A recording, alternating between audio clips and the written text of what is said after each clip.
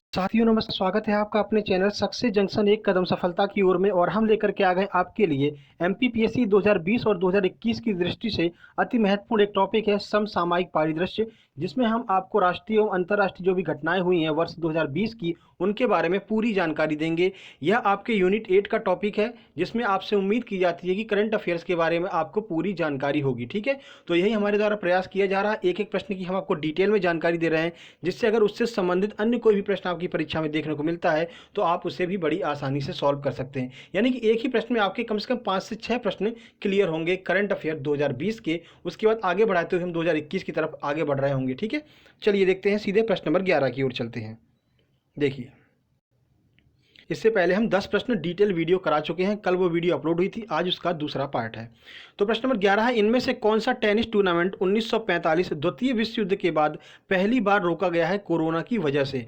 Option A है Wimbledon Open, option B है American Open, option C Australian Open या फिर ऑप्शन डी है फ्रेंच ओपन। तो कौन सा ऐसा टेनिस टूर्नामेंट है जिसको 2020 में आयोजित नहीं किया गया था? आइए देखते हैं। सही आंसर है ए, यानी कि विंबलडन ओपन जो है उसे 2020 में कोरोना की वजह से स्थगित कर दिया गया था। आइए आपको पूरी जानकारी देते हैं टेनिस के इन टूर्नामेंट्स के बारे में, और आपको बताते हैं कि क्रम क्या होता है टेनिस के टूर्नामेंट का एक ट्रिक के माध्यम से। देखिए, तो देखिए, विंबलडन ओपन जो कि ब्रिटेन में होता है, कोरोना की वजह से 1945, इससे पहले एक बार और स्थगित किया गया था। कब? 1945 में, जब द्वितीय विश्व युद्ध हुआ था, और उसके बाद पहली बार ऐसा मौका आया है कि जब विंबलडन ओपन को रोका गया है। ठीक है, तो टेनिस में 4 ग्रैंड स्लैम होते हैं, कौन कौन से? Australian open, French open, Wimbledon और अमेरिकन। इसको याद कैसे करना है? तो आप बस 4 शब्द याद रखिए, AFWA। इसे आप अफवाह भी कह सकते हैं, अफवाह। ठीक है, तो आपको याद हो जाएगा कि ए से ऑस्ट्रेलियन ओपन हो गया, एफ से फ्रेंच हो गया, डब्ल्यू से विंबलडन हो गया, और ए से आपका अमेरिकन हो गया। ठीक है, ऐसे ही आपको याद रखना है। अब देखिए, विजेताओं की बात कर लेते हैं। तो सबसे पहले क्रमशः यहाँ पर लिखा हुआ, यानी कि जो ऑस्ट्रेलियन ओपन है 2020 का, उसे नोवाक जोकोविच ने जीता था। तो किस देश के हैं, यह आपसे पूछा जा सकता है। तो नोवाक जोकोविच जो है वो सर्बिया के खिलाड़ी हैं। उसके बाद फ्रेंच की बात करते हैं, तो राफेल नडाल ने जीता था। राफेल नडाल कहाँ के खिलाड़ी हैं? तो स्पेन के खिलाड़ी हैं राफेल नडाल। उसके बाद जो आप अमेरिकन ओपन की बात करते हैं, तो डोमिनिक थीम ने जीता था, और डोमिनिक थीम कहाँ के खिलाड़ी हैं? ऑस्ट्रेलिया के खिलाड़ी हैं। और जो तीसरा आपका विंबलडन है, ये हुआ ही नहीं था। चलिए आगे बढ़ते हैं। देखिए, प्रश्न नंबर 12, हाल ही में मध्य प्रदेश के किन 2 शहरों को यूनेस्को के शहरों की विश्व विरासत सूची में शामिल किया गया है? याद रखिएगा, यूनेस्को के शहरों की विश्व विरासत सूची में इनमें से कौन से शहर को शामिल किया गया है? मध्य प्रदेश एमपीपीएससी की दृष्टि से अति महत्वपूर्ण है यह प्रश्न आपके लिए। ऑप्शन ए है जबलपुर ग्वालियर, ऑप्शन बी है इटारसी या फिर भोपाल, ऑप्शन सी है ओरछा ग्वालियर, या फिर ऑप्शन नंबर डी है इंदौर ग्वालियर। तो बताइए कौन से 2 शहर हैं जिनको यूनेस्को ने अभी हाल ही में विश्व विरासत शहरों की सूची में शामिल किया है? आइए देखते हैं। सही आंसर सी, यानी ओरछा और ग्वालियर को यूनेस्को ने शामिल किया है विश्व विरासत शहरों की सूची में। देखिए, पूरी जानकारी देते हैं आपको इस प्रश्न के बारे में। तो देखिए, हाल ही में यूनेस्को ने विश्व विरासत शहरों की सूची में ओरछा और ग्वालियर को शामिल किया है। यूनेस्को के मुख्यालय की बात कर लेते हैं। यहाँ पर यूनेस्को की बात आ गई है, तो यूनेस्को का मुख्यालय जो है वो फ्रांस की राजधानी पेरिस में स्थित है। ठीक है, वर्तमान अध्यक्ष कौन है? तो वर्तमान अध्यक्ष यूनेस्को के ओंद्रे अजूले हैं।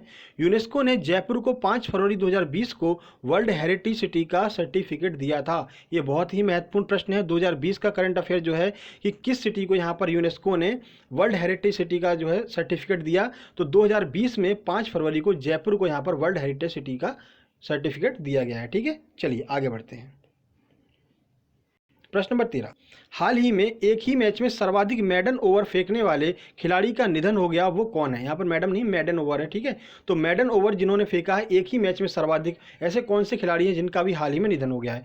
ऑप्शन ए है बलवीर सिंह, ऑप्शन बी है चुन्नी गोस्वामी, ऑप्शन सी है चेतन चौहान, या फिर ऑप्शन डी है बापू नडकर्णी। तो कौन से ऐसे खिलाड़ी हैं जिन्होंने एक ही मैच में बहुत सारे यहाँ पर मेडन ओवर फेंक लिए थे? कंजूस गेंदबाज भी इनको कहते हैं। आइए देखते हैं। सही आंसर है डी, यानी कि बापू नडकर्णी जो हैं उन्होंने एक ही ओवर में बहुत सारे मेडन ओवर फेंके थे एक ही मैच में, इस वजह से उन्हें कंजूस बॉलर भी कहा जाता है। आइए देखते हैं, पूरी जानकारी आपको देते हैं। तो देखिए, बापू नडकर्णी ने इंग्लैंड के खिलाफ एक ही मैच में सर्वाधिक मेडन ओवर फेंकने का रिकॉर्ड बनाया था। ठीक है, तो सर्वाधिक मेडन ओवर फेंकने का रिकॉर्ड किस टीम के खिलाफ बनाया था? तो इंग्लैंड के खिलाफ बनाया था। ठीक है, प्रश्न आपको डीपली जब पूछा जाएगा तो यह प्रश्न आपसे पूछा जा सकता है टीम का। ठीक है, आगे बढ़ते हैं। कुछ और यहाँ पर व्यक्तित्व की बात की गई है तो चुन्नी गोस्वामी की बात करते हैं तो वो क्रिकेट और फुटबॉल दोनों खेलते थे। बलबीर सिंह की बात करते हैं तो बलबीर सिंह एक हॉकी प्लेयर थे।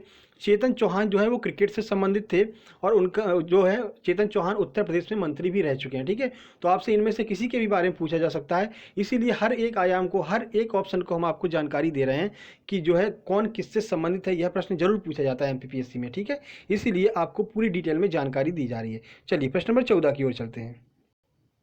प्रश्न नंबर 14 है, मसाला किंग के नाम से प्रसिद्ध व्यक्तित्व का अभी हाल ही में निधन हो गया है, वो कौन थे? ऑप्शन नंबर ए है राहत इंदौरी, ऑप्शन नंबर बी है Mahashay Dharampal Gulati, option number C है सुशांत सिंह राजपूत, या फिर ऑप्शन नंबर डी है इनमें से कोई नहीं। तो किसको मसाला किंग के नाम से भी जाना जाता है? आइए आंसर देखते हैं। सही आंसर है बी, यानी कि महाशय धर्मपाल गुलाटी को मसाला किंग के नाम से जाना जाता है। एमडीएच का प्रचार देखा है आपने, एमडीएच मसाला वाला? बस अब तो आपके दिमाग में पूरी रील ही घूम गई होगी। ठीक है, चलिए आपको पूरी जानकारी देते हैं। देखिए, महाशय धर्मपाल गुलाटी को मसाला किंग के नाम से जाना जाता था। इनकी कोरोना रिपोर्ट पॉजिटिव आई थी और 98 साल की उम्र में उनका निधन हो गया था। ठीक है, तो 98 ईयर के थे, इनका निधन हो गया था कोरोना की वजह से। और कई साल से एमडीएच के एडवर्टीजमेंट में ये आया करते थे। ठीक है, अब एमडीएच का फुल फॉर्म आपको बता दें, हालांकि पेपर में तो नहीं पूछने वाला, लेकिन फिर भी आपकी जनरल नॉलेज के लिए बता देते हैं कि एमडीएच की फुल फॉर्म क्या होती है। तो महासियान दी हट्टी, ये आपके एमडीएच की फुल फॉर्म होती है, जो एमडीएच मसाला होता है। ठीक है, चलिए आगे बढ़ते हैं। आगे आपका प्रश्न नंबर 15, अर्थशास्त्र का नोबेल पुरस्कार 2020 किसे प्रदान किया गया है? ऑप्शन नंबर ए है पॉल आर मिलीग्राम और Robert Wilson, option number B है अमर्त्य सेन और Abhijit Banerjee, option number C है वर्ल्ड फूड प्रोग्राम को, या फिर ऑप्शन नंबर डी है लुई ग्लुक को। तो किसको वर्ष 2020 का अर्थशास्त्र इकोनॉमिक्स का नोबेल पुरस्कार दिया गया है? आइए देखते हैं आंसर। सही आंसर है ए, यानी कि पॉल आर मिलीग्राम और रॉबर्ट विल्सन को यहाँ पर 2020 का इकोनॉमिक्स का पुरस्कार दिया गया है। अब देखिए, आपको और जानकारी देते हैं, जो कि ऑप्शंस आपको दिए हुए हैं उनके बारे में भी पूरी जानकारी देंगे।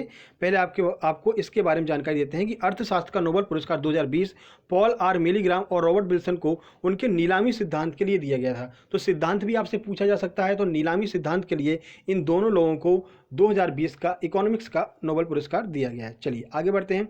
अमर्त्य सेन और अभिजीत बनर्जी जो हैं, इन्हें भी अर्थशास्त्र का नोबेल पुरस्कार दिया जा चुका है और ये भारत से संबंधित है। ठीक है, आगे बढ़ते हैं। वर्ल्ड फूड प्रोग्राम को 2020 का शांति का पुरस्कार दिया गया है। शांति का नोबेल पुरस्कार किसे दिया गया है? तो वर्ल्ड फूड प्रोग्राम को दिया गया है। वहीं लुई ग्लुक की बात करते हैं, जो चौथा ऑप्शन है, तो लुई ग्लुक को साहित्य का नोबेल पुरस्कार प्रदान किया गया है। ठीक है, तो साहित्य का नोबेल पुरस्कार जो है वो लुई ग्लुक को प्रदान किया गया है। चलिए आगे बढ़ते हैं। प्रश्न नंबर 16, प्रश्न नंबर 16 है, अभी हाल ही में WHO विश्व स्वास्थ्य संगठन फाउंडेशन का पहला CEO किसे नियुक्त किया गया है? तो WHO के पहले CEO बनाए गए हैं और दूसरी बात कि ये भारतीय मूल के हैं, इसलिए बहुत ही ज़्यादा महत्वपूर्ण है यह प्रश्न किसी भी परीक्षा की दृष्टि से। ऑप्शन नंबर 1 है Vivek Murthy, option number B है Anil Soni, option number C है अनूप बरातिया, या फिर ऑप्शन नंबर डी है नरेश त्रेहान। आइए आंसर देखते हैं। सही आंसर है बी, यानी अनिल सोनी को जो है WHO फाउंडेशन का पहला CEO नियुक्त किया गया है, चीफ एग्जीक्यूटिव ऑफिसर बनाया गया है। आइए आपको पूरी जानकारी देते हैं इस प्रश्न के बारे में। देखिए, अनिल सोनी को WHO का पहला CEO नियुक्त किया गया है। इससे पहले वह अमेरिका की ग्लोबल हेल्थ कंपनी वियाट्रिस में कार्यरत थे। तो आपसे पूछा जा सकता है कि अनिल सोनी का संबंध है, ऑप्शन नंबर कई ऑप्शन जैसे देते हैं ना, तो उसमें दिया जा सकता है कि इससे पहले वो कहाँ पर काम करते थे, तो अमेरिका की ग्लोबल हेल्थ कंपनी वियाट्रिस में कार्य करते थे। WHO की स्थापना आपसे पूछी जा सकती है, तो WHO की स्थापना 7 अप्रैल 1948 को हुई थी। इसका मुख्यालय कहाँ पर है? तो जेनेवा में इसका मुख्यालय है, जो कि स्विट्जरलैंड की राजधानी है। ठीक है, और वर्तमान अध्यक्ष इसके डॉक्टर टेड्रोस हैं। तो इसी प्रकार आपके ऑप्शन बनाए जा सकते हैं कि पहला दूसरा सही है, पहला तीसरा सही है, या चारों सही है, या इनमें से कोई भी सही नहीं है। ठीक है, तो यहाँ से आपके 5 से 6 प्रश्न इसी एक ही प्रश्न से क्लियर हो रहे हैं। वर्तमान अध्यक्ष कौन है? डॉक्टर टेड्रोस हैं। स्थापना 7 अप्रैल 1948 को की गई थी और मुख्यालय जो है वो जिनेवा में स्थित है। ठीक है, चलिए आगे बढ़ते हैं। प्रश्न नंबर 17 की ओर चलते हैं। प्रश्न नंबर 17, यूरोपीय संघ का मुख्यालय कहाँ पर है? यह प्रश्न आपसे पूछा जा सकता है, क्योंकि मुख्यालय भी हेडक्वार्टर्स वगैरह पूछे जाते रहते हैं यहाँ पर एमपीपीएससी के एग्जाम में। और ये किस लिए पूछा जा सकता है? क्योंकि ये भी चर्चा का विषय बना हुआ है। क्यों? आइए पूरी जानकारी देते हैं। ऑप्शन नंबर ए है Washington DC, option number B है पेरिस, ऑप्शन नंबर सी है जेनेवा, या फिर ऑप्शन नंबर डी है ब्रुसेल्स। आइए देखते हैं इसका आंसर। सही आंसर है इसका डी, यानी कि ब्रुसेल्स में यूरोपीय संघ का मुख्यालय स्थित है। आइए आपको पूरी जानकारी देते हैं। तो देखिए, यूरोपीय संघ का मुख्यालय बेल्जियम की राजधानी ब्रुसेल्स में है। वर्तमान में इसमें 27 सदस्य देश हैं। अभी हाल ही में ब्रिटेन ने इससे अलग होने का फैसला किया है। ठीक है, तो ब्रेग्जिट के माध्यम से ब्रिटेन अगर इससे अलग हो जाएगा तो क्या होगा कि इसी वजह से जो ये चीज़ें हैं ये अभी हाल ही में चर्चा में बनी हुई हैं। ब्रिटेन ने बोला कि हम इसको छोड़ करके बाहर जा रहे हैं, किसको? यूरोपीय संघ को छोड़ करके। ठीक है, इस वजह से ये चर्चा में बना हुआ है और आपके प्रश्न पत्र में आ सकता है। चलिए अभी बात कर लेते हैं यूरोपीय संघ की। तो इसका जो मुख्यालय है वो हमने आपको बता दिया ब्रुसेल्स में है। बाकी और ऑप्शन जो दिया हुआ है वाशिंगटन डीसी, तो वाशिंगटन डीसी में किसका किसका मुख्यालय है ये आपको बता देते हैं। तो वाशिंगटन डीसी में वर्ल्ड बैंक और IMF का मुख्यालय वाशिंगटन डीसी में है। पेरिस में किसका मुख्यालय है? तो यूनेस्को का मुख्यालय पेरिस में है। और जेनेवा में किसका मुख्यालय है? तो वर्ल्ड ट्रेड ऑर्गेनाइजेशन WTO और WHO यानी वर्ल्ड हेल्थ ऑर्गेनाइजेशन का मुख्यालय कहाँ पर है? तो जेनेवा में स्थित है। चलिए आगे बढ़ते हैं। ये सारी चीज़ें इसीलिए हम लिख देते हैं डिटेल में, जिससे कि अगर आपको जब PDF में आप पढ़ें, जो कि आपको टेलीग्राम चैनल पर मिल जाएगी, तो PDF में अगर आप पढ़ें तो आपको परेशानी नहीं हो। वीडियो देखिए, PDF पढ़िए और पूरा क्लियर। ठीक है, क्रिस्टल क्लियर हो जाएगा एकदम। ठीक है, और कुछ लोग यहाँ पर कमेंट करके पूछ रहे थे कि सर टेलीग्राम चैनल पर कैसे पहुँचेंगे, तो लिंक हमने डिस्क्रिप्शन बॉक्स में दे दी है। अगर आप लिंक से नहीं भी जा पाते हैं तो टेलीग्राम ऐप पर जाइए, वहाँ पर सर्च कीजिए सक्सेस जंक्शन और आपको हमारा लोगो और आइकन देखने को मिल जाएगा, वहाँ से आप ज्वाइन कर सकते हैं। चलिए प्रश्न नंबर 18 की बात करते हैं। अभी हाल ही में फिक्की इंडिया ने पुरुष वर्ग में वर्ष 2020 का सर्वश्रेष्ठ खिलाड़ी किसे चुना है? तो यहाँ पर फिक्की इंडिया की बात की जा रही है, तो पूरी जानकारी आपको हम फिक्की इंडिया के बारे में भी देंगे। पहले यहाँ पर ऑप्शंस की ओर चलते हैं। तो ऑप्शन ए है विराट कोहली, ऑप्शन बी है रोनाल्डो, ऑप्शन नंबर सी है बाईचुंग भूटिया, या फिर ऑप्शन नंबर डी है बजरंग पूनिया। आइए देखते हैं इसका आंसर। सही आंसर है डी, यानी कि बजरंग पूनिया को 2020 का सर्वश्रेष्ठ खिलाड़ी चुना है। किसने? फिक्की इंडिया ने। ठीक है, देखिए बाकी अन्य खिलाड़ी की अगर बात करते हैं, विराट कोहली क्रिकेट से संबंधित है, रोनाल्डो फुटबॉल से संबंधित हैं, और बाईचुंग भूटिया जो है वो भी फुटबॉल से संबंधित है। अभी कल ही मैंने आपको बताया था कि बाईचुंग भूटिया के नाम पर सिक्किम में एक स्टेडियम भी बनाया जा रहा है। कल पूरी डिटेल में हमने आपको जानकारी दी थी कल वाली वीडियो में। देखिए फिक्की इंडिया ने पहलवान बजरंग पूनिया को 2020 का सर्वश्रेष्ठ खिलाड़ी चुना है। फिक्की के वर्तमान अध्यक्ष कौन है? तो उदय शंकर जो है वो फिक्की के वर्तमान अध्यक्ष हैं। अब बजरंग पूनिया से एक प्रश्न और बन सकता है। बजरंग पूनिया को 2019 का राजीव गांधी खेल रत्न पुरस्कार दिया गया था। 2019 में बजरंग पूनिया को यह पुरस्कार प्रदान किया गया था। तो आपसे पूछा जा सकता है, वही ऑप्शन वाले प्रश्न 1 और 2 सही है, 2 और 3 सही है, इन वाले प्रश्नों में आपसे पूछा जा सकता है। ठीक है, चलिए आगे बढ़ते हैं।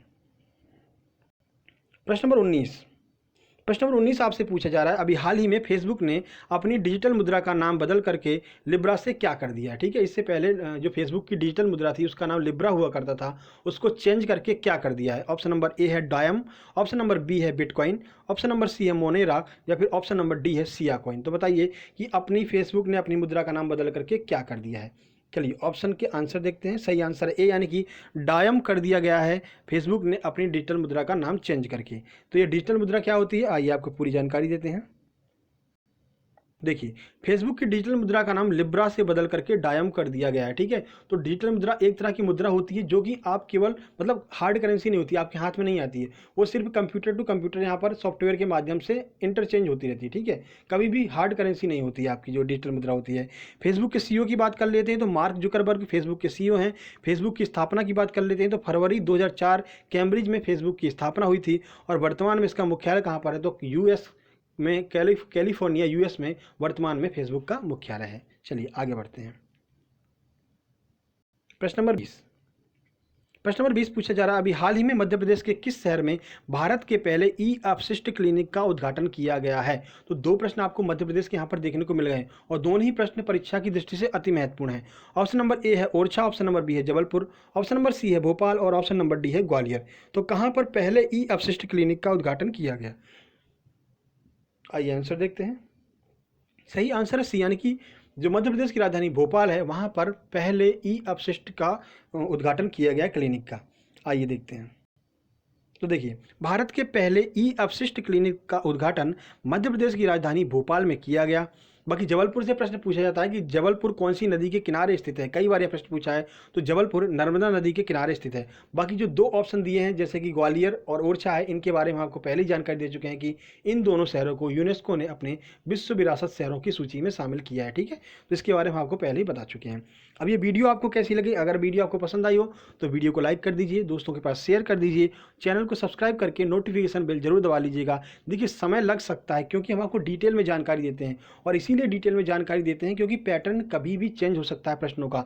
आईबी ने एक करके दिखाया है। पहले आईबी का वन लाइनर आपके करंट अफेयर आईबी में आया करते थे, लेकिन इस बार पूरा यूपीएससी बेस कर दिया है, इसीलिए डिटेल में जानकारी हम आपको देते हैं। देखने में आपको ये 10 प्रश्न लग रहे होंगे, लेकिन इसमें कम से कम आपके 30 से 35 प्रश्न क्लियर हुए होंगे वन लाइनर वाले, ठीक है ना।